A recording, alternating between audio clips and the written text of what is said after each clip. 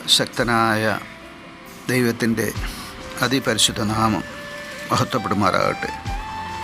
നിങ്ങൾ ശ്രവിക്കുന്നത് Jesus voice message. എല്ലാ ശ്രോതാക്കൾക്കും കർത്താവായ യേശുക്രിസ്തുവിൻ നാമത്തിൽ സ്വാഗതം.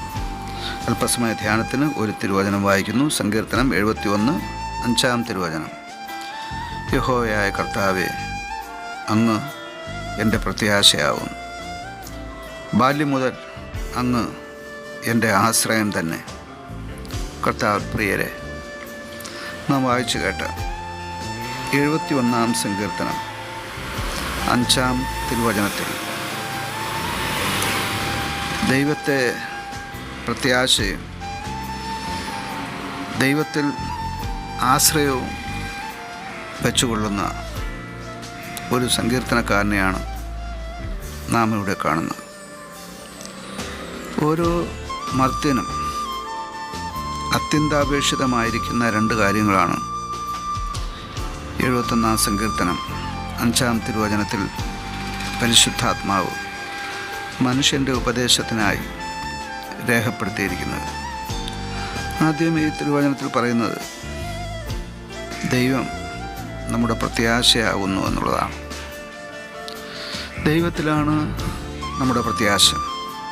ദൈവമാണ് നമ്മുടെ പ്രത്യാശ ആയിരിക്കേണ്ടുന്നത്. ദൈവത്തിൽ പ്രത്യാശ വച്ചിട്ടുള്ള ഒരു മർത്യനും നശിച്ചു പോയ ചരിത്രമില്ല. എന്നാൽ ധനത്തിലും മറ്റു വസ്തുവകളിലും ഭൗതിക സമ്പത്തിലും മനുഷ്യരിലും മറ്റു പലതിലും പ്രത്യാശ വച്ചവർ മേൽപ്പറഞ്ഞ കാര്യങ്ങൾ നഷ്ടപ്പെടുമ്പോൾ അവരുടെ പ്രത്യാശ നശിക്കുന്നതായി കാണുവാനായിട്ട് കഴിയും. അങ്ങനെയാണ് അനേകരുടെ പ്രത്യാശ ചിലന്തി വല പോലെ നശിക്കുവാനിടയായിത്തീർന്നിട്ടുള്ളത്. എന്നാൽ അല്പായുസ്സുള്ളവരായി ഈ ഭൂമിയിൽ നാം ജീവിക്കുമ്പോൾ നമ്മുടെ സൃഷ്ടാവായ സർവശക്തനായ ദൈവത്തിൽ നമ്മുടെ പ്രത്യാശ അർപ്പിച്ചുകൊണ്ട് നാം ജീവിതയാത്ര തുടരുമ്പോൾ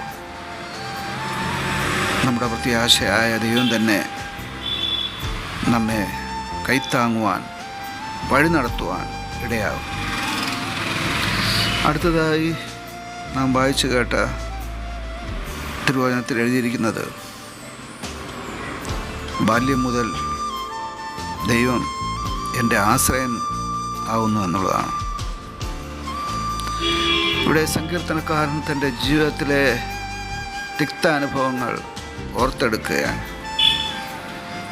അദ്ദേഹത്തിൻ്റെ മനസ്സിൽ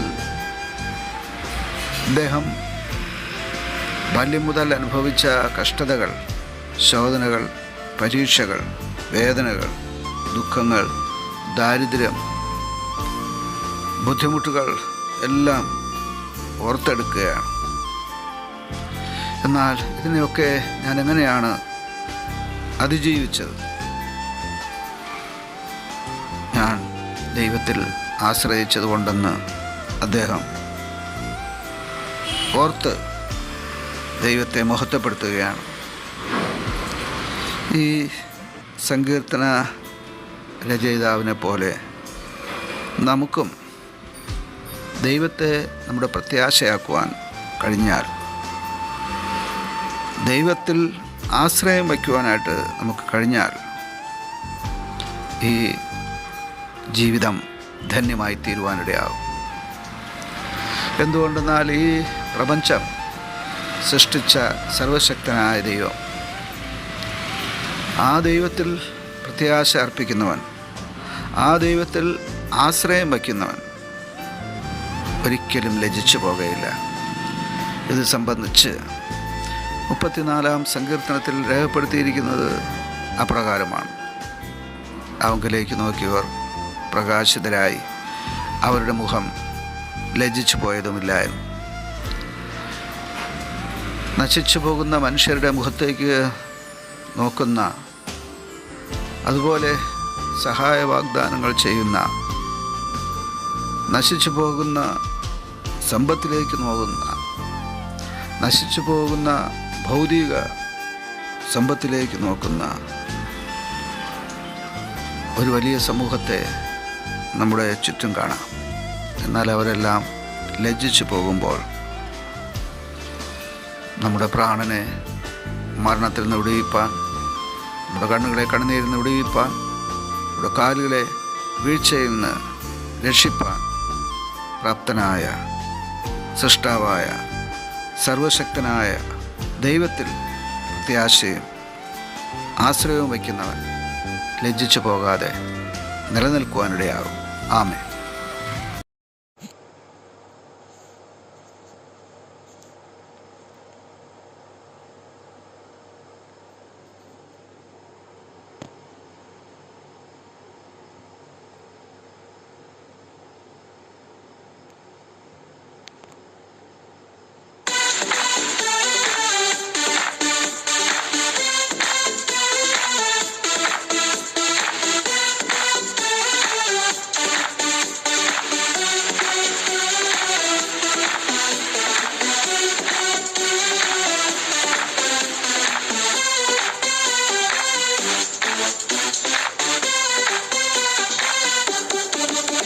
അഭിഷേകത്തോടെ അധികാരത്തോടെ ഒരു തലമുറ എഴുന്നേൽക്കട്ടെ. അഭിഷേകത്തോടെ അധികാരത്തോടെ ഒരു തലമുറ എഴുന്നേൽക്കട്ടെ. രാജ്യങ്ങൾ കീഴടങ്ങും, ദേശങ്ങൾ പിടിച്ചെടുക്കും. രാജ്യങ്ങൾ കീഴടങ്ങും, ദേശങ്ങൾ പിടിച്ചെടുക്കും. അഭിഷേകത്തോടെ അധികാരത്തോടെ ഒരു തലമുറ എഴുന്നേൽക്കട്ടെ. അഭിഷേകത്തോടെ അധികാരത്തോടെ ഒരു തലമുറ എഴുന്നേൽക്കട്ടെ.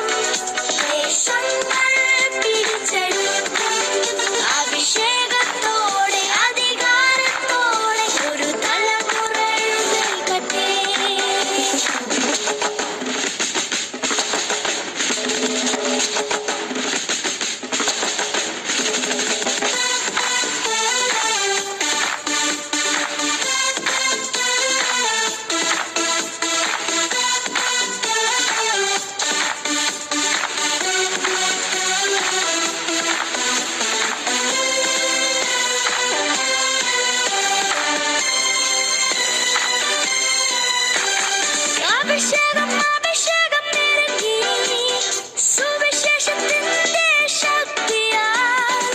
അഭിഷേകം അഭിഷേകം നിറങ്ങി സുവിശേഷത്തിന്റെ ശക്തിയാൽ. രാജ്യങ്ങൾ കീഴടങ്ങും, ദേശങ്ങൾ പിടിച്ചെടുക്കും.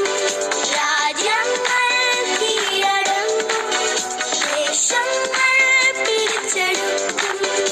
ഒരു പൗരസായി ഞാൻ മാറട്ടെ, രാജ്യങ്ങൾ പിടിച്ചെടുക്കട്ടെ. ഒരു പൗരസായി ഞാൻ മാറട്ടെ, ദേശങ്ങൾ പിടിച്ചെടുക്കട്ടെ. ഒരു പൗരസായി ഞാൻ മാറട്ടെ, രാജ്യങ്ങൾ പിടിച്ചെടുക്കട്ടെ. ഒരു പൗരസായി ഞാൻ മാറട്ടെ, ദേശങ്ങൾ പിടിച്ചെടുക്കട്ടെ. അഭിഷേകത്തോടെ അധികാരത്തോടെ ഒരു തലമുറ എഴുന്നേൽക്കട്ടെ. അഭിഷേക